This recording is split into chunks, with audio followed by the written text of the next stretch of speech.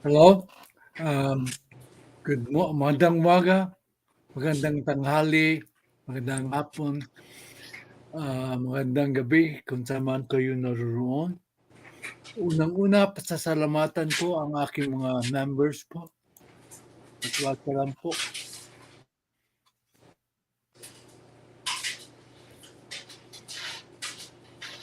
Thank you to all my members. My preferred members are Judy Bosco, Judy CB, Charlene Kim, JL Opinions, JJ Ferns, J Dixon. Maraming salamat. My regular members are Sweet Escape, Roger Evans, Tessa Vargas, Riddler Official Blogs, Ryan, Trexiville 11, Lily Ragasa, Lady Net, RN 2 cents, Jose Magno. Upbatch 1975, Virgilio VG Villanueva, and Maribel C. Zabala. Maraming salamat. Thank you, Team Lintec and their leader, Lintec. Thank you to my fellow SSTV family and its founder, Tessa Vargas. Salamat sa aking mga subscribers, channel analytics, current subscribers, 5,185 plus 46 in last 28 days. As of 12/12.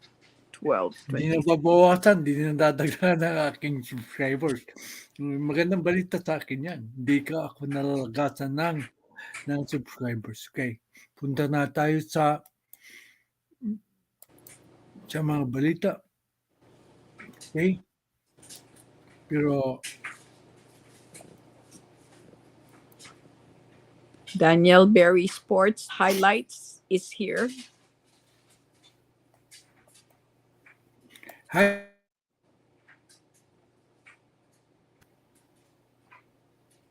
Pag-ibasa lang. Which one? Hindi pa lumilitaw. Okay. Certiorari. Mm-hmm. It's a noun. Law. Meaning a writ or order by which a higher court reviews a decision of a lower court. Kasi gagamitin natin yan para An order of certiorari. Okay, gagamitin natin yan. Pero ito, importante po ito. Ako ay isang loyalista. Loyalista ako para sa unit team Nina, PBBM at VP Sara. Loyalista ako ng mga Marcos family. Higit sa lahat, loyalista ako ng ating bansa, Luzon, Visayas at Mindanao. Hindi magbabago ang pagiging loyalista ko dahil sa pagpalit ng ihip ng hangin. Pasensya na po kung ang iba ang pananaw ninyo sa pananaw ko. Magdiskusyon tayo ng may respeto at magalang sa isa't isa. Salamat po. Okay, explain ko po yan. Loyalist po ako. I am loyal. Hindi po ako nagbabago ng aking pagka-loyal kung nagbago ang ihip ng hangin. Sa kaso ng loyal ako sa unit team, pag hindi po umaayaw ang isa sa kanila, sa PBBM at saka si BP Sara, ay loyal po ako sa unit team. Kaya hanggang ngayon po, para sa unit team po ako. Hindi po ako magbabago. Carmen Kimberly is here. Hello, Manang Carmen. Okay. Loyalista po ako ng Marcos family. Kasi sa aking experience, mahal nila ang bayan. Kung sakasakaling napapansin ko, hindi na po sila nagmamahal sa bayan, magiging hindi na ako loyalista. Kasi ang pagiging loyalista ko ay nangunguna ang pagmamahal sa bansa natin, Pilipinas. So, ang pinakamahalagang pagiging loyalista ko po ay para sa ating bayan, Luzon, Visayas at Mindanao. Yan po ang ibig kong sabihin. Kasi may umaatake kay KPL na siya daw ay bumaliktad. Hindi po.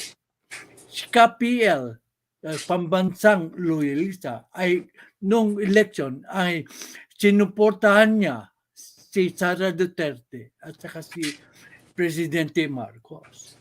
Dalawa lang ang sinuportahan niya. Ngayon, hindi porke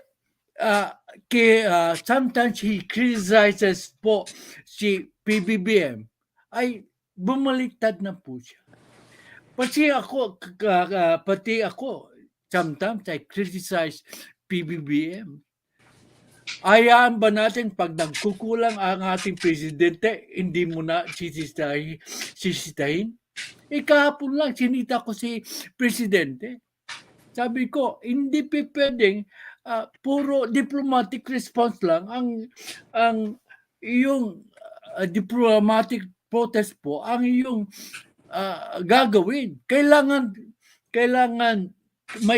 mayroon ipakitang lakas na papakita sa China para alam lang seryoso tayo. Di ba kahapon? Yun ang aking tinalakay. So that is a criticism of President Marcos. It doesn't mean that I do not support President Marcos. Kaya mali po ang inyong interpretasyon sa pag-criticize ni KPL kay Presidente Marcos.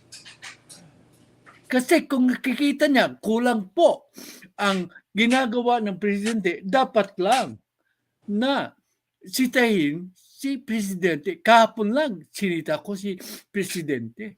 Hindi nyo siguro napansin. Okay.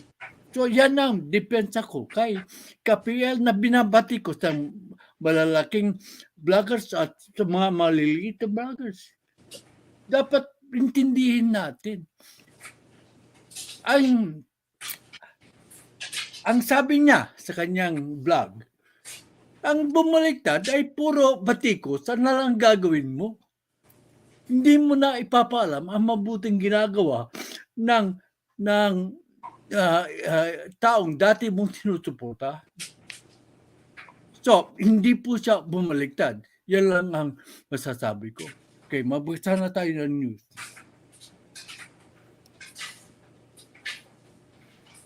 Okay. Third petition filed versus Sara Duterte's secret funds reaches Supreme Court. Ian Lucky, philstar.com, December 11, 2023. Manila, Philippines.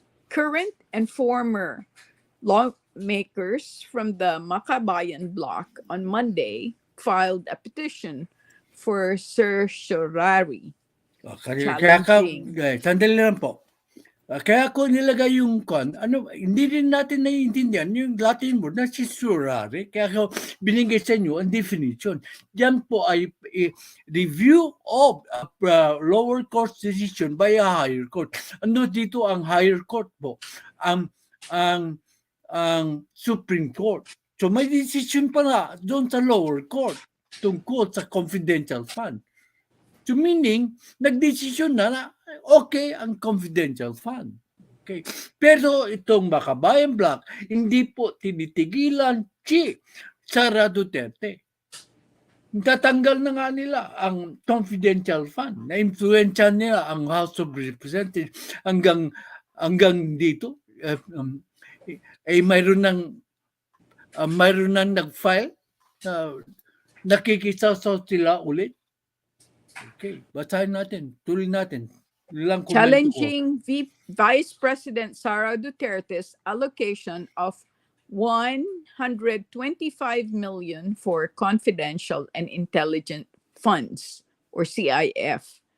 Among the petitioners include Representative Franz Castro of ACT Teachers, Representative Arlene Brosas of Gabriela, Representative Raul Manuel of Kabataan, Bayan Muna Chairman Neri Colmenares, former Bayan Muna Party List Representatives Carlos Zarate, Ferdinand Gaite, Euphemia Kulamat, and Raymond Palatino.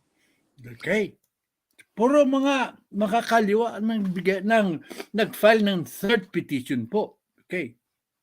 This will be the third petition against Duterte's confidential and intelligence funds. The petitioners urged the Supreme Court to review the constitutionality of transferring the office of the president's contingency fund to the office of the vice president's confidential and intelligence funds, questioning both the transfer itself and its subsequent utilization. Di dapat dito ang sumagot ang presidente, siya nag-transfer eh. Maski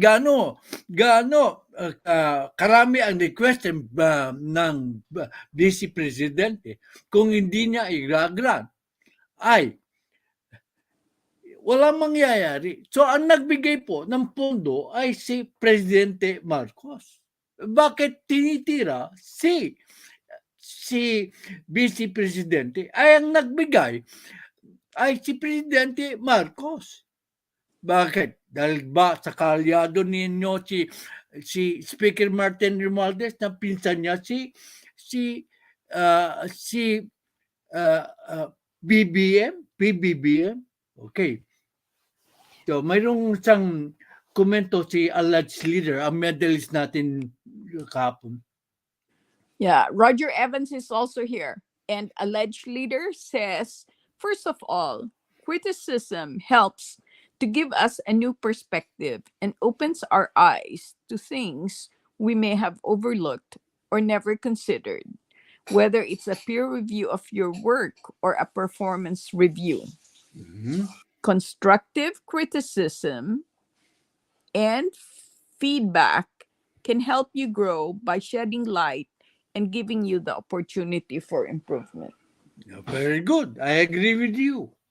But then, there is political motivation po sa Makabayang Bloc. So, hindi po constructive criticism yan. So, for that, although maganda yung punto po, medalist ka na naman po, alleged leader. Okay. Hindi pali kung constructive po ang criticism. But it is obvious from their motives that this is not constructive. It is the demolition job po sa ating BHG Presidente. Opo. Okay. You are the first medalist, alleged leader. Petitioners assailed the constitutionality of the release of 125 million confidential funds by the office of the president to the office of the vice president in late December 2022, as well as the request, receipt, and use of this amount by the latter, the petitioner said. Okay, I agree with you that there should be a proper review, a proper question. But then, alleged leader, who transferred the funds? Who transferred the funds? Then the one who was making the transfer should be the one to be investigated. Ako, supporter ko ni President Marcos. Pero he transferred the fund. Therefore, the one who should answer it should be President Marcos. Yan yun, pambabatikos ba yan sa presidente? Supporter ako ni President?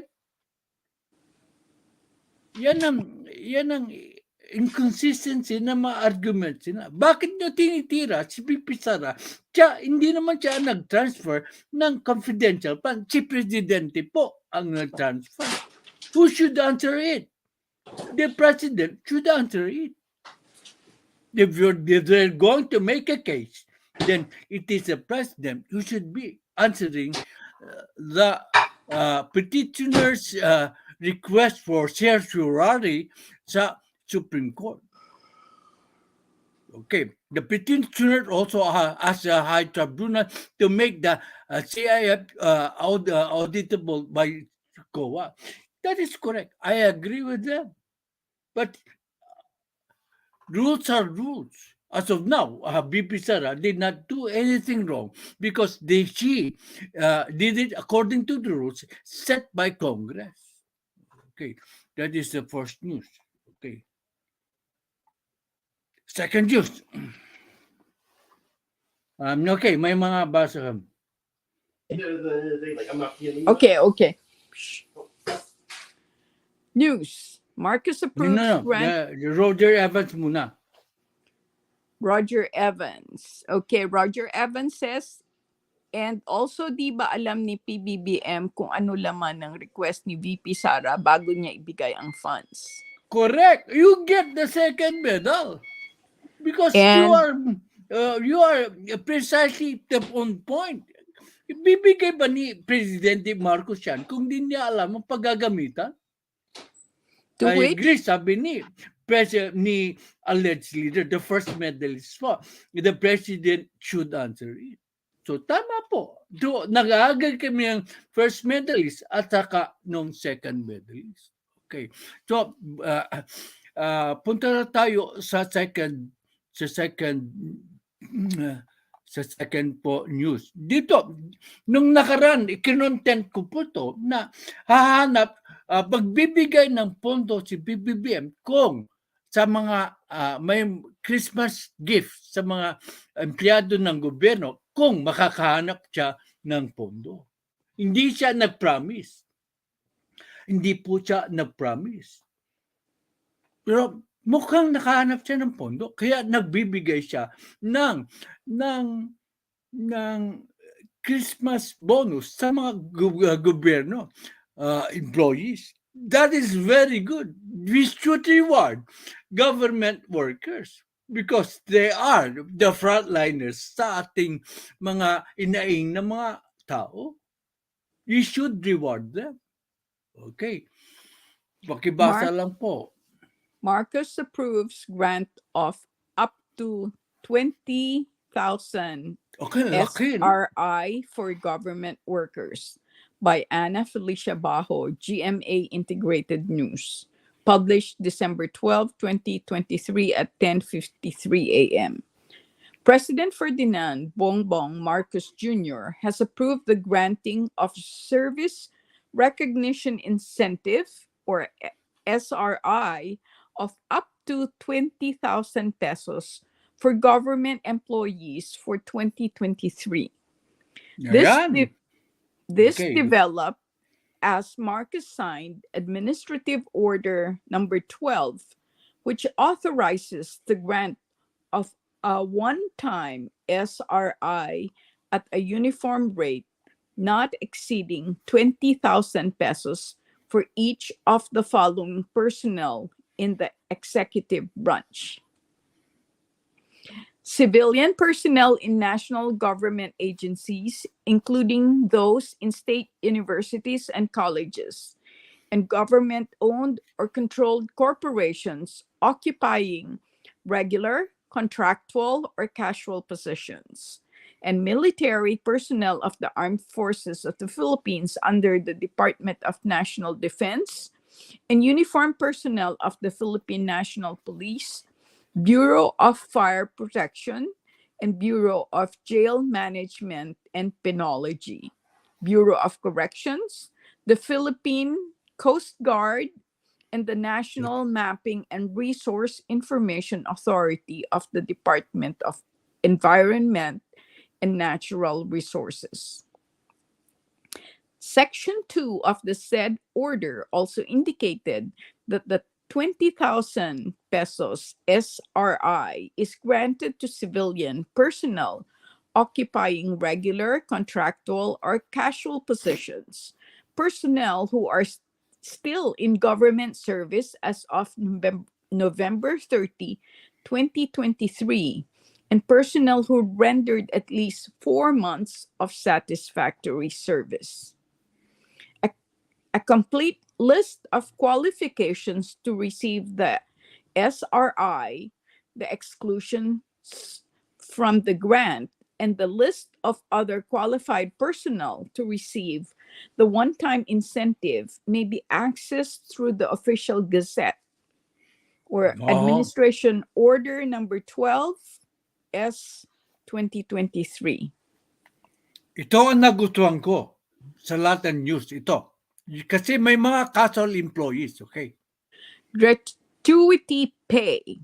Meanwhile, Marcos also approved the grant of a one-time gratuity pay of not more than 5,000 pesos for each for contract of service or COS and job order JO government employees who have rendered at least 4 months of actual satisfactory performance of service as stipulated in their respective contracts as of December 15, and whose contracts are still effective as of the same date.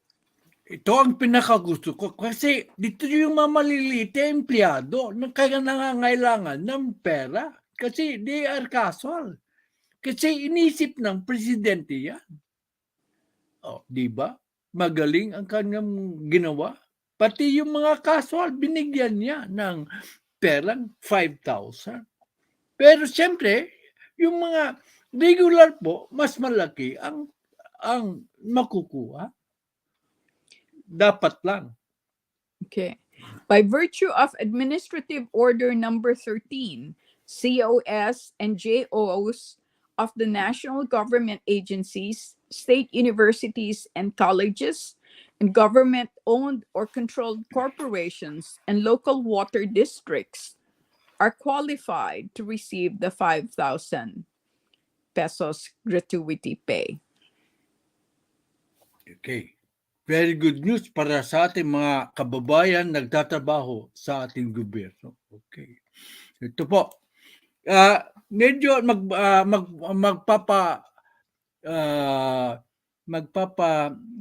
I would like to apologize to President Marcos kasi I wrongly accuse him na wala po siyang ginagawa. Kasi pala, nagkaroon siya ng briefing sa Hawaii tungkol sa dire situation sa West Philippines. Kaya pala, inutusan niya si Gibo Teodoro na magsagawa ng plano na increasean ang ating pwersa po. Kaya ito ang sinasabi ko na huwag pangunahan ang Pangulo. Nagkamali po ako. Pero ang polisiya ko ay validated by Gibo Teodoro. Pero iniisip na pala ng ating presidente ang dapat na gawin. Inutusan na niya si Gibo Teodoro. You will find out later on. Okay. Basahin natin. Okay. Before I proceed, I'd like to say SSTV Teresilin and Jamila Team KB's Bulalakaw are here. Okay. Okay. Marcus, China's military bases in WPS now closer to Philippine coastline. Tigil muna. Bakit po yan? Bakit niya inutusan si Gibo Teodoro, as you will find out later on? Kasi unti-unti nang ginagapang tayo ng China. Unti-unti nang ginagapang tayo ng China. Ito po ay published November 20. Ngayon ko lang nakita. Kundi kinontent ko na ito. So, inaamin ko, nagkamali ako sa pagbatikos kay Presidente Marcos. Kahapon lang. Hindi ko alam na mayroon pala siyang ginagawa. Diba? Inaamin kong nagkamali ako sa pagbatikos kay Presidente Marcos kahapon. Okay. Pero binetikos ko siya. By CNN Philippines staff, published November 20, 2023, 12:22 p.m. Metro Manila, Philippines, CNN Philippines, November 20. President Ferdinand Marcos Jr. raised his concern about China's rampant building of bases in the West Philippine Sea during a security talk in Hawaii. Hindi. Okay. So, mayroong security to talk. So, he gathered intelligence po. Ganyan ang ating presidente. So, nalaman niya na panay ang pag-build ng bases sa West Philippine Sea ng mga Chinese. Kaya naalarma po ang ating presidente. Okay. After saying that the situation involving the disputed waters has now become more dire, Marcos said Monday, Philippine time, that the People's Liberation Army, or PLA, of China continues to occupy parts of the West Philippine Sea. The nearest reefs that the PLA has started to show interest in terms of slowly using the shoals for building bases. That's what they are. They have come closer and closer to the Philippine coastline, he said during the Daniel K. Inouye speaker series. Okay, so naalarma na siya. Unti-unti na tayong ginagapang ng mga Chinese. Ginagawa nila. They have come closer and closer to the Philippine coastline. Gaano kalapit? Dahil malalaman natin. Marcos added that the nearest one is now around 60 nautical miles from the nearest Philippine coast. The president then reiterated the need to strengthen the Philippines' partnership with more nations, the United States in particular, as the country deals with outside forces. Excuse me. For years, news reports surfaced regarding China's construction of military bases and artificial islands within the contested waterway. China Gumagawa pala ng artificial islands ang China para mapalapit dito sa ating shoreline. Wow. Okay. China has also been launching aggressive tactics against Philippine vessels as it continues to reject an arbitral ruling that invalidated its maritime claims. In his speech, Marcos said the Philippines will not give up a single square inch of our territory to any foreign power. Supported by the rules-based international order and our growing partnerships, both time-tested and new ones, we will insist on the preservation of the sovereignty and integrity of the country while working closely with international partners in bilateral, regional, and multilateral settings in developing rules and processes to address these challenges, he said. Kita niya ng balita. Okay. The next po. DND chief, China has no peaceful intent in the West Philippine Sea, by Denisa Fernandez, CNN Philippines. Fernandez. Published December 11, 2023, 10:06 p.m. Metro Manila, CNN Philippines. Sandali. Okay. Ang labanan po nito sa mga blogging channel ay kung sino ang correct po ang analysis and opinion. Hindi palakihan ng views o palakihan ng subscription. Sino ang tama sa pag-analisa? Kung dito kayo tututok po, ay makikita nyo ang tamang analysis po. Pakita ko sa inyo. Okay. Kung ano ang aking sinabi kahapon. Kahapon lang po to. Hindi ko pa nakikita ang news.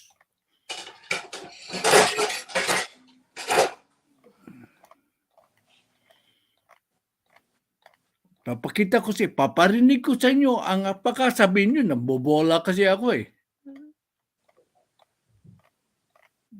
Papakita ko sa inyo.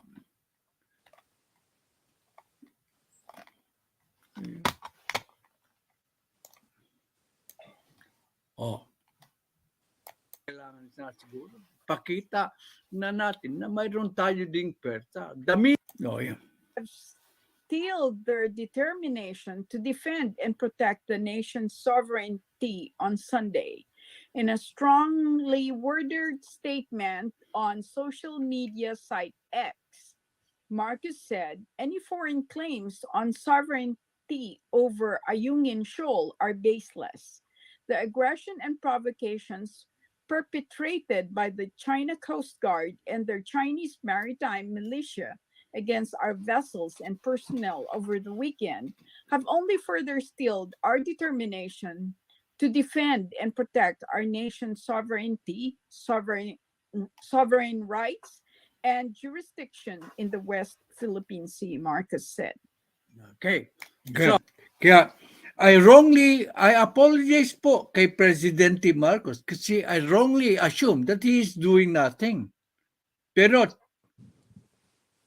meron pa nga siyang ginawa, inatasan na si Gibo Tutor, hindi ko po kasi nababasa.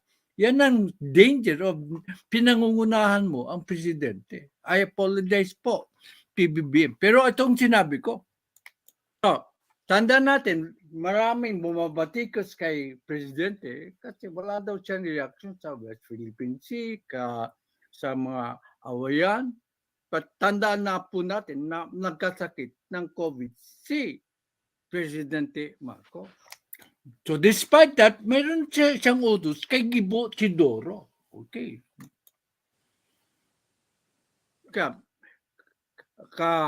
Katatapos lang niya ng isolation. Kaya ngayon lang siya nagsalita. Anong sabi niya?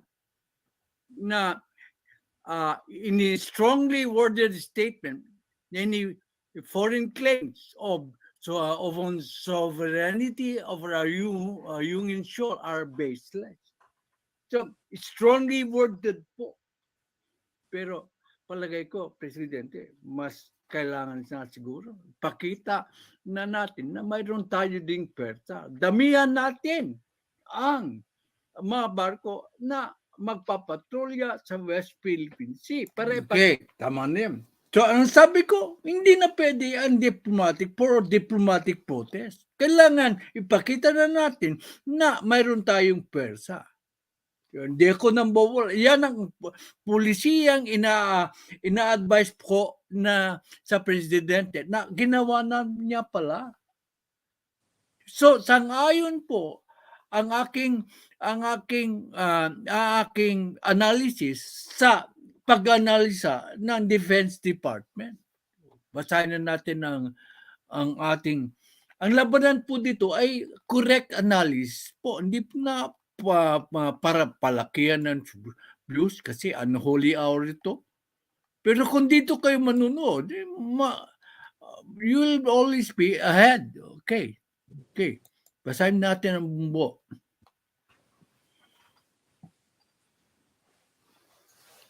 China has no peaceful agenda when it comes to the West Philippine Sea, or WPS. Defense Secretary Gilbert Chodoro said on Monday. Chodoro made the remark as China continues its aggression in the West Philippine Sea, inflicting serious engine damage on one Filipino vessel after being blasted with water cannon by the China Coast Guard over the weekend. Kung tayo ay pumayag sa illegal o roguish behavior nila, magiging acceptance yun. Hindi natin pwede gawin yun, Chodoro said. Ang intent dito ng China ay kupkupin ang buong South China Sea kasi yan ang sinasabi nila, pag-aari nila. Yan naman, hindi tayo pwede pumayag dahil wala sa batas yun. Wala sa international law, he added. Self-explanatory na yan. Hindi ko kailangan i-explain sa inyo. Talagang, ang purpose po ng China ay kupkupin ang teritoryo natin. Pero hindi tayo papayag daw. Wala sa international law. Translation po. Translation. If we allow their illegal and roguish behavior, that means acceptance. So, We can't do that. China's intent here is to take over the whole of the South China Sea because they say they own it. We can't agree to that because that's not in the law. It's not in international law. We have a plan that is not to yield because of the fact that our operations, ang ating ginagawa, ay base sa batas. Translation, our actions are based on the law, he okay, said. titigil mo na. Dito po, tumatama ang aking analysis po. Anong sabi ko? Kailangan na natin ng pwersa na ipakita sa Chinese. Ano po ang susunod na sinabi ng ating magaling na Defense Secretary? Okay, as Defense Chief, As Defense Chief, Chidoro said he will build a resilient and credible deterrent force as soon as possible. di ba yan ang sinabi ko? Kahapon, na wala pang news na ito. So tama po ang analysis ko. Sinong vlogger ang nag-analyze ng ganyan? Pero dito, ang nanonood, mga 10, 15. Hindi sila, nababawasan pa ako ng subscribers kasi hindi nila gusto yung sinasabi ko. Maski katotohanan. Pero dito yan, malinaw. Kahapon, kasasabi ko lang yan na kailangan na papakita ng ating magagaling na presidente na mayroon tayong itatapat ng pwersa sa mga Chinese Coast Guard. Damihan natin ang mga barko na nagpapatrolya kasama ang mga barko ng United States, Japan, and Australia. Diba? Yan ang sinabi ko. Pinarinig ko sa inyo yung aking sinabi. Hindi po ako nag-iimbento. Dito po, parating mayroong credible evidence po. Sino sa kanila ang nag-analyze ng ganyan? Hindi po paramihan ng views ito. Ito ay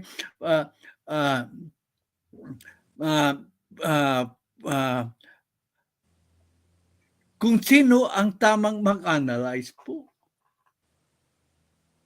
Okay. Maritel T. Ay, si Maritel T ngayon lang po. Ay, salamat Maritel T. Oh, pinapakita ko sa iyo. Escape is also here. Pinapakita ko sa iyo na halos pag nag-analyze po ako, hindi sa pagmamayabang, ay tumatama kasi ginagamit ko ay logic. Hindi yung emotion. It is logic po. Logic po, hindi po emosyon. Kasi kung emosyon, pananatiliin mo ang galit sa puso mo, hindi ka makakapag-isip ng matuwid. Kaya lang, nagsisisi ako, pinangunahan ko si Presidente Bongbong Marcos. Ginawa na ang bala niya. Inutusan na niya si PBBM. Hindi ko, pinangunahan ko siya kasi hindi ko pa nakikita ang balita. Kaya I caution my friends before you accuse somebody that you must wait for whatever they are going to see. Balik tayo kila sa unity. Kabang wala pa silang sinasabi, wag po natin pangunahan ang ating mga matataas na pinunong si VP Sara sa PBBM. Hanggang hindi po sila nagsasabi na ayaw na nila sa unity, supportahin pa rin natin si unity. Ang unity, si unity. Ang unity. Huwag kayong bibitaw. Huwag kayong maniniwala sa mga pinipilit na buwagin ang unity. Kaso, ang nangyari, mukhang talunan tayong sa mga supporters ng unity. Kasi umayaw na ang karamihan sa unity. Okay. Paputuloy mo. Roger Evans says, di po ba tinanggal ang mga CIF sa ibang ahensya para ilipat for defense natin sa WPS? Anyari po kaya dun? Kung nililipat man, hindi pa approve ang budget. Ito naman nasasabi ko, Roger. Hindi pa nailipat. Proposed pa lang eh. So, wala pang actual allocation of funds that can be used by the by Coast Guard and the Navy or the intelligence fund and intelligence agency. Hindi pa na-approve yan. Hindi pa, actually, it has not yet been appropriated. So, mali din naman yung sinasabing, kasi ni-approve na, may bibigay na kagad sa intelligence agency. Hindi. It goes Roger through, is saying na-approve na daw na-approve ang na. budget. Okay, if it's approved, it goes through to a process. Kuna, they must go through the process of getting the funds. It goes through a rigorous process. Hindi ka basta-basta ibibigay yung pundo. Kailan na na-approve? Isipin natin, wag naman natin akusahan yan. Kailan nang na-approve? Ura-uradan, at sabihin mo na nabigyan na yung pera, ay bibili sa lang ng kagamitan. Yung binili nilang kagamitan, darating ba kaagad? Okay, babasahin natin yan. Okay, yung comment ni Roger Evans before I'd like to welcome though SSTV Mercedes Salvatierra. Roger Evans says, nagkaroon na rin ng budget hearing for the defense natin. Pinagalitan pa nga ni Franz Castro na hindi daw ginagawa ng AFP ang trabaho nila para depensahan ang WPS. Kaya natatanong ko, asan ang budget? Kaya nga, yan ang depensa ko. Walang alam itong si Franz Castro. Ano? Porque na-aproban na, makakabili na kagad ng kagamitan ang West Philippine Sea Task Force. Kukuha mo ng pera, mag-order ka ng kagamitan, mag-a-arrive ba kagad? Ang ginagawa ng Makabayan Black ay pang-uulol sa taong bayan para magalit sa gobyerno. Hindi nila alam ang actual situation ng budgeting, from budgeting to allocation, to actual delivery of the fund, to actual usage of the fund. Kasi kung yung mga vlog na hindi alam ang proseso, ay paniniwalaan po si Franz Castro. Hindi, wala siyang alam si Franz Castro. Hindi ko nang sabing tangingot. Hindi, nasabi ko. Sabi ni Roger Evans, it's not the question if darating agad. The question is, dinagdag nga ba nila yon? Because it's their main reason kaya nila tinanggap para ilipat sa WPS defense. Hindi ako makikisaw-saw dyan kasi I didn't know what happened. And only want to discuss only something that I know. Hindi ko po alam. Hindi ko alam. Kaya bakit ko makikisaw-saw dyan? Okay. He further says, you did not get my point. They did not even mention if they have already transferred it to the budget on our defense. Okay. Sila Franz Castro ang I stand nagpupush corrected nito. po. Tama ka dyan. Kaya nga sabi ko, it goes through a lot of process. It goes back to my original argument na the allocation, the transfer, the actual getting of the money, and the actual expenditure.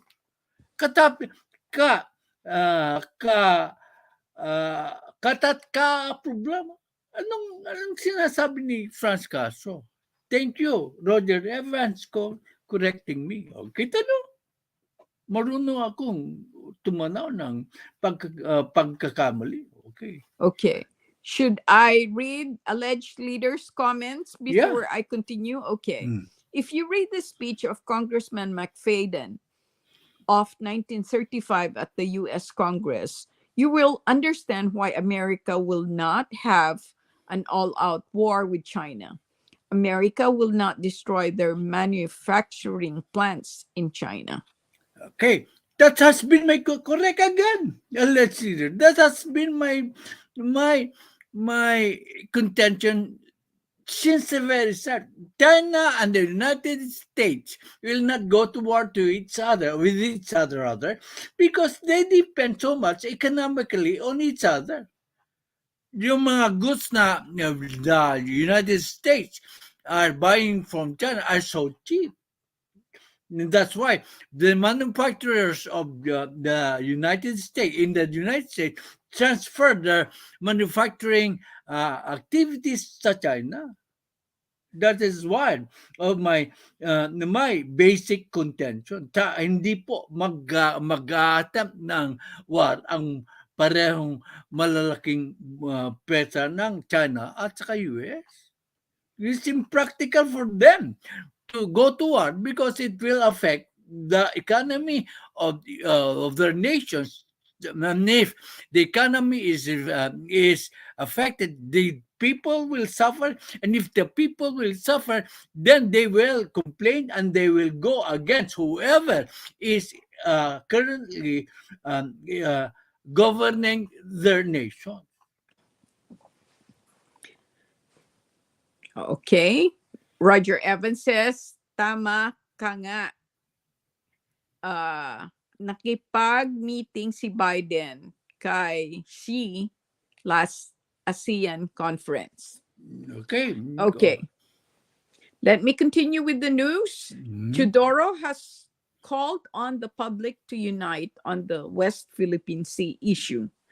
Ngayon po, kailangan ang pagkakaisa at pagkakatatag sa likod ng administrasyon ng ating Pangulo dito sa usapin ng West Philippine Sea. Huwag po tayong magpapahati dito sa usapin na to. Isang taktika po ng China yan na paghati-hatiin tayo, he said. Translation, we need to unite and stand behind the administration when it comes to the West Philippine Sea. Let's not allow this to divide us. That is a tactic of China to divide us. Okay, tama. Yung last, alam natin yan. So, yan ang dapat. Kaya magaling po si Gilberto Teodoro.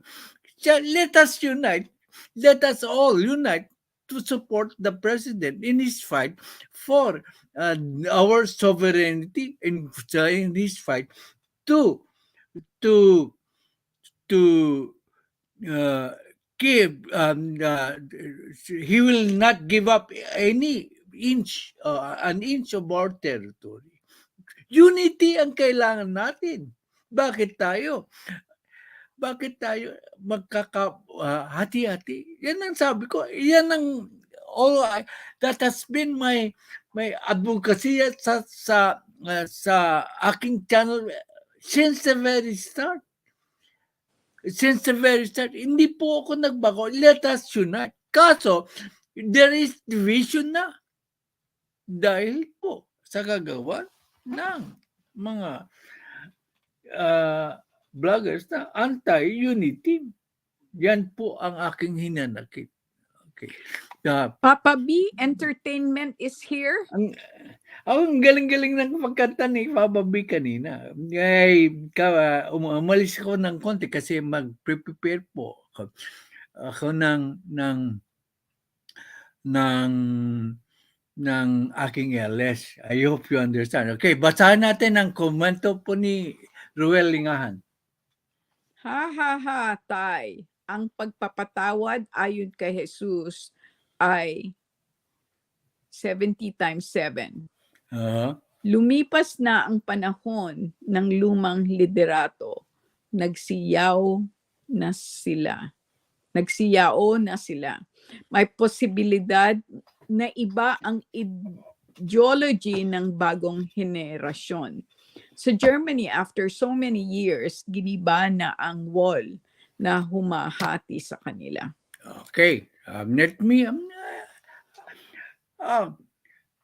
ang pagpapatawad ay galing kay Jesus. Okay. Dapat tayong magpatawad. Pero, paano mo pa ba, paano kung ayaw tanggapin ang pagpapatawad, nagkukunwari lang at pagkatapos gagawin nila ulit ang kanilang ginagawa na pinatawad mo, you have forgiven them for their past actions and then they go back. Yun ang sabi ko. On the second part, sa Germany, after so many years, giniba, yung mga tao mismo kasi ang nag-alma, hindi ang gobyerno. It is the populace ang umalma. Dito po ang umaalma ay ang NPA at ang kanilang kapartner ay ang gobyerno, hindi po ang taong bayan. Paano ginibayan? Yung mga tao alam niyo ba, kasi ang nangyari dyan ay dahilan sa sinabi ni President Reagan, Mr. Gorbachev, tear down this wall. Yan po ang dahilan kung bakit po nagiba ang wall sa Berlin. Because President Reagan said, Mr. Gorbachev, tear down this wall. At ang mga tao po ay naniwala kay Mr. or President Reagan. Yan po ang history. Hindi po sila nagpistok. Amnesty, pardon, parole, presidential clemency, generic, lahat yan, ay pagpapatawad, correct. Pero kung papatawarin mo, there is a history na pag pinatawad mo, tinanggap kunwari yung pagpapatawad, tapos bumalik ulit sa bundok, ay hindi po, you are repeating the same mistake all over again. Ano nangyari sa pagpapatawad kay Joe Machiton? Siya ba ay tumulong sa gobyerno? Pinagpatuloy niya ang paglaban sa gobyerno, pinalakas pa rin niya ang NPA. Again, I repeat my original contention. Insanity is doing things over and over again and expecting a different result, according to Albert Einstein. Nakita mo na nga na ilang beses nang nag-attempt na bigyan ng amnesty ang mga komunista at ginagamit nila ang pagbibigay ng amnesty para magpalakas ulit. Samantalang ngayon, aminado na kumukunti na ang lakas ng komunista. We do not need to grant them to have a peace talk. Sabi ka ng founder namin, si Ms. Tessa Vargas, na magaling din mag-analyze. Sabi niya, ang importante po ay disarmament. Kung isusurrender nila ang kanilang armas, ay pwede po bigyan ng amnesty. Approve ako sa sinasabi ng aming founder na si Ms. Tessa Vargas. Magaling po ang kanyang analysis. Okay, magbasa na tayo. Tapos naman tayo eh. Okay, alleged leader says it was a disaster from the start since they didn't bother to coordinate with the proper channels, even the military camps based in the areas or communities that are under MILF or has them have a different protocol. Coordination is utterly necessary. It was an unnecessary bloodshed and such a reckless and dumb move by whoever planned it. Those poor souls. I worked under an NGO. Ito, let me, very good. Mayroon isang subscriber natin na nagpapatunay. It doesn't work. Okay. NGO or non-governmental organization. And one of our areas, ang Maguindanao, and that includes Mamasapano. Basic knowledge yan sa outsiders, as outsiders, sa areas to follow standard operating procedures there. Okay. So, thank you. Tapos na po ang ating LS kasi wala nang komento. The medalist today. Ay, naku, mapupuno ang chest mo na alleged leader. Ang galing-galing ng mga analysis mo. Kasi Roger Evan. Hello, Papa B. So, as usual, pagtapos na ang ating diskusyon, tapos na rin ang ating, maski, yung mga yan, hindi po nag-like, mag-like naman kayo. Hindi to paramihan ng views. Dito nyo makikita kung sino ang tumatama sa kanyang analysis. Di ba? Tama na naman ako. Okay. Tax Trade Jack Directora. Di binaba ko yung SIM yan. Walang makyat. Pero dito po, makikita mo ang logical discussion. Thank you, alleged leader. I hope you don't miss any of my LS. Sigurado ko, makukuha mo parati ang medal today. Second time in a row na naka-medal ka, Roger, di ba? Okay. Dito, so ulitin natin, hindi po bumaliktad sa KPL. Hindi porke minsan ay binabanata niya si PBBM ay bumaliktad na siya. Ako nga, inaamin ko na binanatan ko si PBBM kahapon. Does it mean na nawala na po ang pagsuporta ko kay PBBM? Kasi kung di mo po pupunahin si PBBM dahil sa palagay mo may kulang sa performance niya, ay, we are just blind followers. Para tayong mga subscribers na naniniwala sa lahat ng sinasabi ng ating mga paboritong vloggers. Kung ano sabihin nila, iyon ang sinusunod natin. Hindi po dapat ganoon. Dapat may sarili tayong utak, may sarili tayong pag-iintindi.